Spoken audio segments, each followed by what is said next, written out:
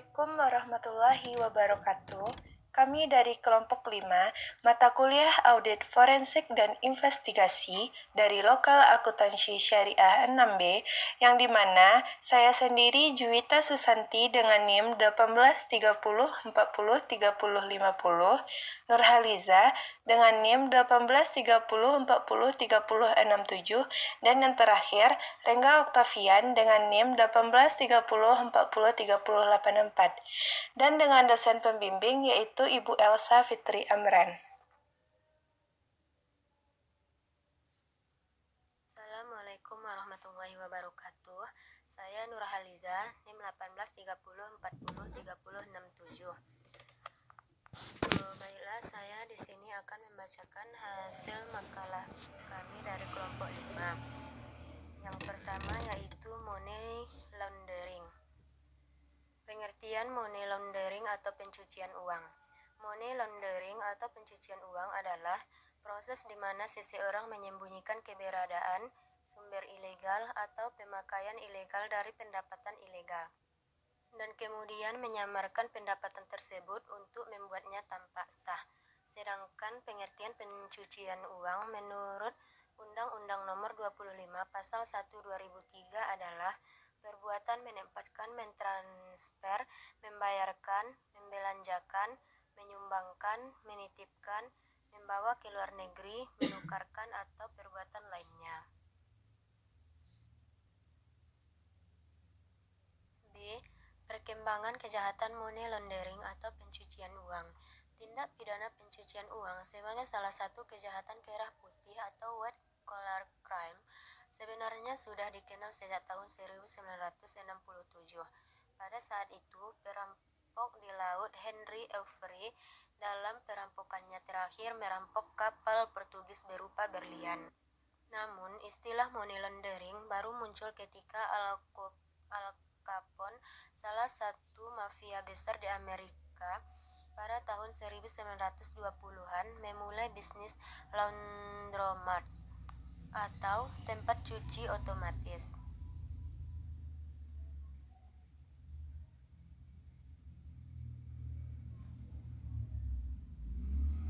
Bisnis ini dipilih karena menggunakan uang tunai yang mempercepat proses pencucian uang agar uang yang mereka peroleh dari hasil pemerasan, pelacuran, perjudian, dan penyelundupan minuman keras terlihat sebagai uang yang halal. Walaupun demikian, Al Capone tidak dituntut dan dihukum dengan pidana penjara atas kejahatan tersebut, namun karena melakukan penggelapan pajak.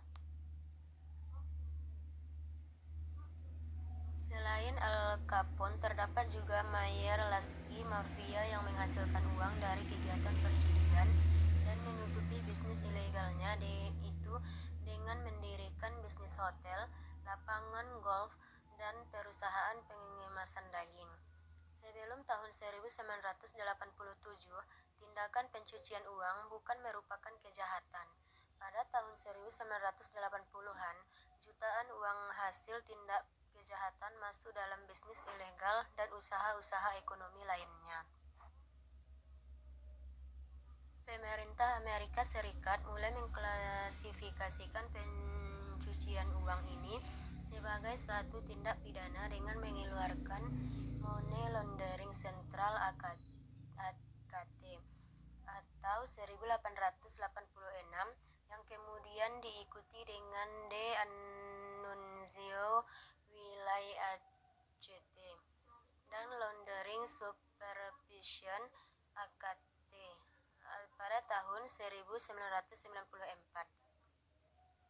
Sedangkan pemerintah Republik Indonesia baru mengkriminalisasikan pencucian uang atau money laundering ini pada tahun 2002 dengan mengeluarkan Undang-Undang Nomor 15 Tahun 2002 tentang tindak pidana pencucian uang atau money laundering.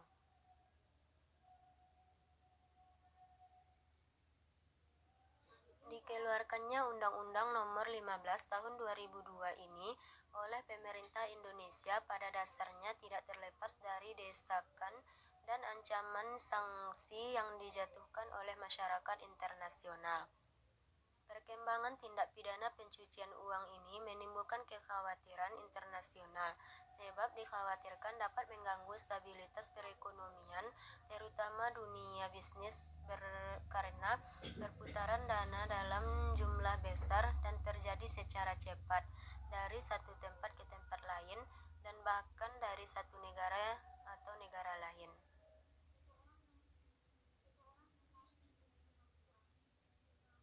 B. Karakteristik money laundering. Melihat kepada batasan jumlah kekayaan yang dapat dikategorikan sebagai hasil dari uang haram, yang diklasifikasikan sebagai TPPU atau tindak pidana pencucian uang, yaitu di atas 500 juta yang bersumber dari pendapatan kegiatan sebagai mana dirumuskan dalam Undang-Undang TTPU. Sudah tentu kejahatan ini dilakukan oleh orang-orang yang mempunyai tingkat solusi tinggi, orang pintar, dan orang-orang yang mempunyai modal. Menurut Hazal Koral tahun 1992, sebagaimana dikutip oleh Hakrisnowo pada tahun 2001, terdapat beberapa karakteristik pada umumnya melekat pada kejahatan white collar crime sebagai berikut. Yang pertama, tidak kasat mata atau low visibility. Yang kedua, sangat kompleks atau complexity. Yang ketiga, tidak jelas pertanggungjawaban pidana atau diffusion of responsibility. Yang keempat, ketidakjelasan korban atau diffusion of victims.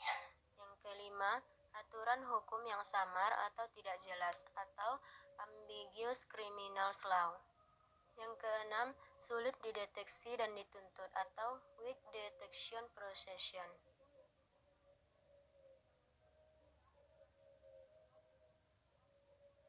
C.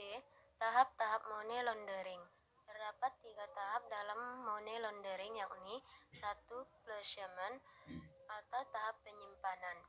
Fase ini memindahkan uang haram dari sumber di mana uang itu diperoleh untuk menghindarkan jejaknya, atau secara lebih sederhana agar sumber uang haram tidak diketahui oleh pihak penegak hukum. Yang kedua, layering atau pelapiasan. Selalu terdapat hubungan antara placement dengan layering, yaitu bahwa setiap prosedur placement yang berarti mengubah lokasi fisik atau sifat haram dari uang itu adalah salah satu bentuk layering. Strategi layering pada umumnya meliputi mengubah uang tunai menjadi aset fisik seperti membeli kendaraan bermotor, barang-barang perhiasan dari emas atau batu-batu permata yang mahal, dan lain-lain.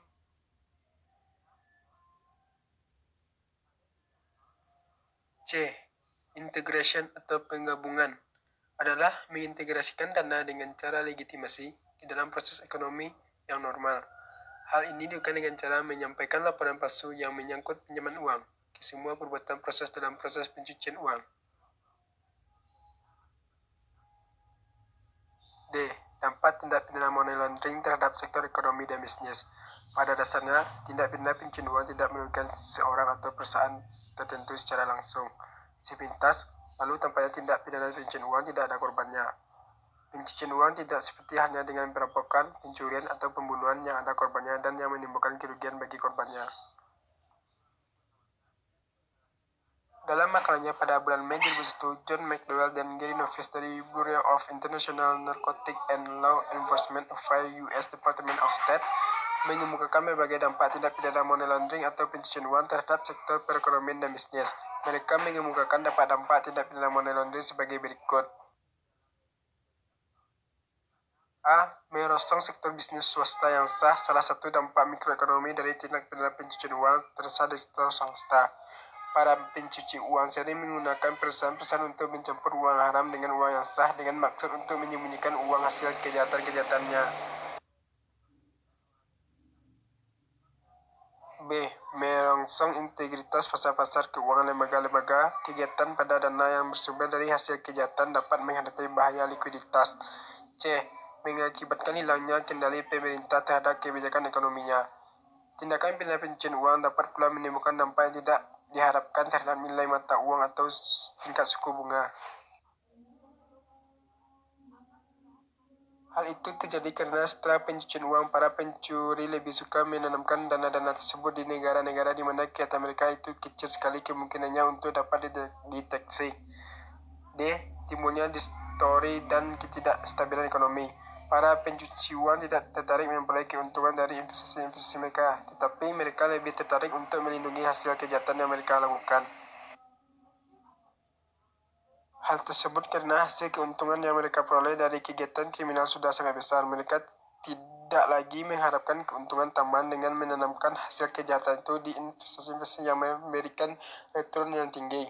Akibat sikap mereka yang demikian itu, pertumbuhan ekonomi dari negara di mana investasi mereka itu dilakukan dapat terganggu.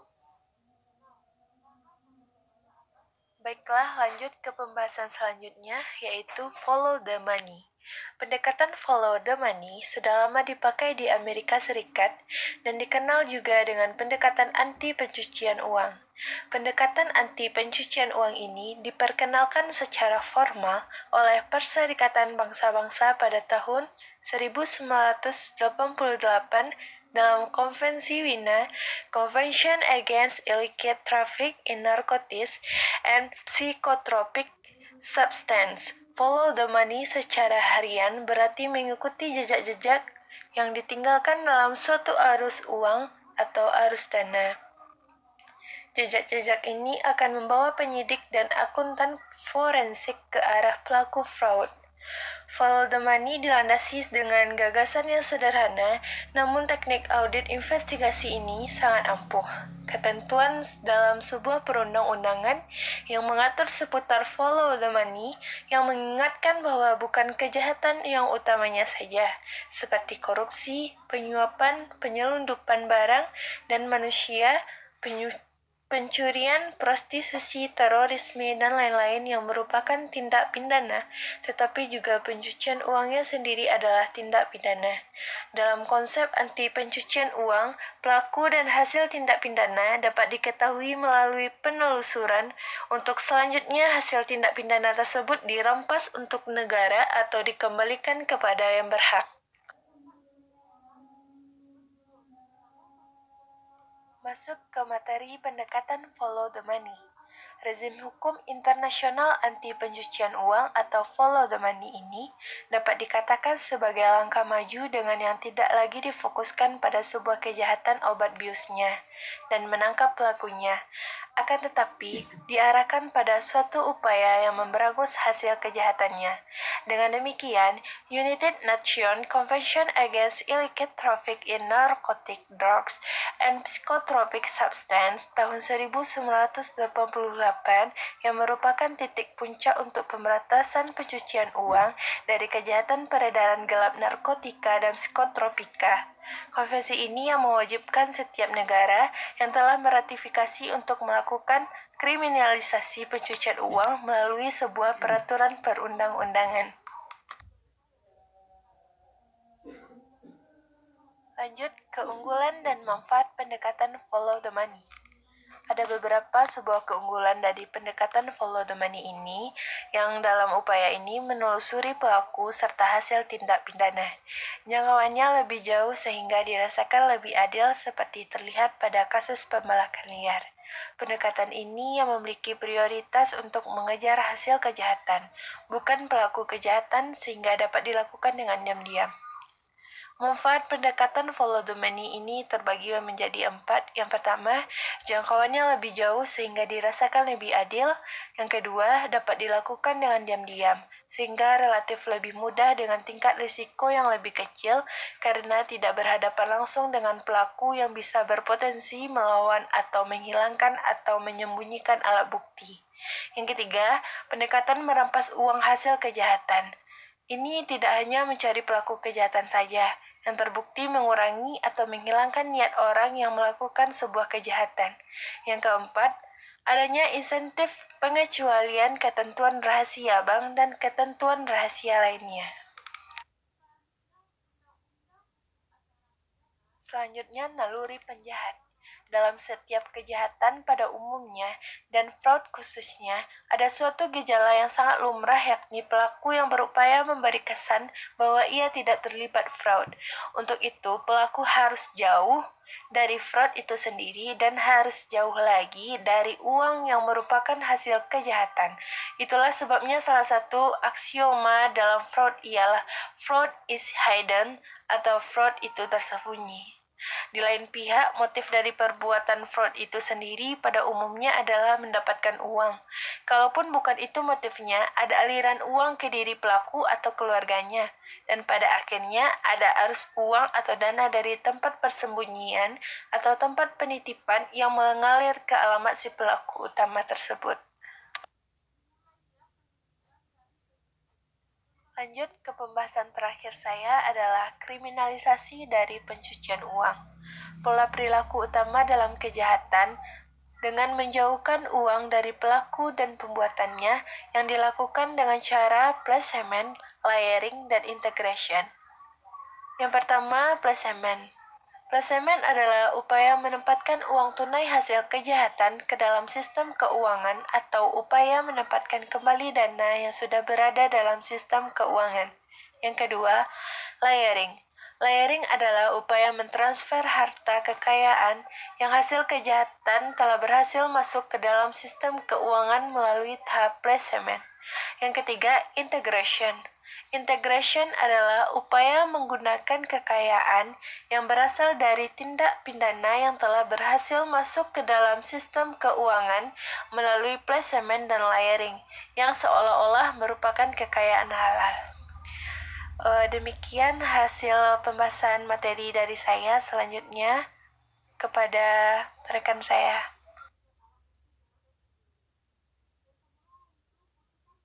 Baik, saya akan melanjutkan presentasi dari teman saya di atas. Di sini saya akan membahas tentang skimming, lapping, and kitting. Yang pertama yaitu skimming. Skimming atau penjarahan, di mana uang dijarah sebelum masuk kas perusahaan. Dengan kata lain, dana diambil sebelum adanya pembukuan. Contoh yang sangat populer adalah praktik gali lubang tutup lubang dalam penagihan piutang. Selanjutnya lapping. Lapping atau pencurian di mana uang dijarah sudah masuk kas perusahaan.